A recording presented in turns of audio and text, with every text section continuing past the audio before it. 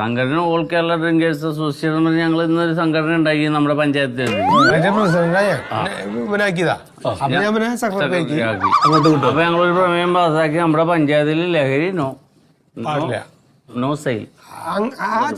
ആ ചർച്ചയും പറഞ്ഞുകൊണ്ട് ഞങ്ങൾ ഇങ്ങനെ നടന്നു വരുമ്പോ നമ്മുടെ പരിസരത്ത് ഒരാള് ലഹരി വിൽപ്പന നടത്തണം. അപ്പൊ പിന്നെ സംഘടനാപരമായിട്ട് നമ്മളത് പിടിക്കണല്ലോ. സാഹസികമായിട്ട് സാറേ ഞാൻ അവനെ കീഴ്പ്പെടുത്തിയത്. സാഹസികമായിട്ട് കീഴ്പ്പെടുത്തി നമ്മള് ഇവര് ഓടാൻ ശ്രമിച്ചു. മതില് ചാടി കടന്നപ്പോ അവിടെ ഈ ചൊറിയനുണ്ടല്ലോ, അതൊക്കെ അടിച്ചു. നമുക്കത് പ്രശ്നമില്ലല്ലോ. നിങ്ങള് മദ്യപിച്ചിട്ടുണ്ടല്ലോ ഇല്ലേ? നിങ്ങൾ മദ്യപിച്ചിട്ടില്ലടാ? ഞങ്ങളോ ചെറുതടിച്ചല്ല നമ്മള്. നിങ്ങൾ എവിടുന്ന മദ്യം കഴിച്ചേ? മദ്യം കഴിച്ച സംഘടനയുടെ ഭാരവാഹികൾ എന്നുള്ള നിലയിൽ നിങ്ങൾ എവിടെ ഇരുന്ന മദ്യം കഴിച്ചേ? രാഘവേട്ടൻ്റെ അടുത്ത് ചായ വെക്കണം. രാഘവേട്ടൻ ഇപ്പൊ ഇവിടെ കിടക്കുന്നുണ്ട്, കാണോ?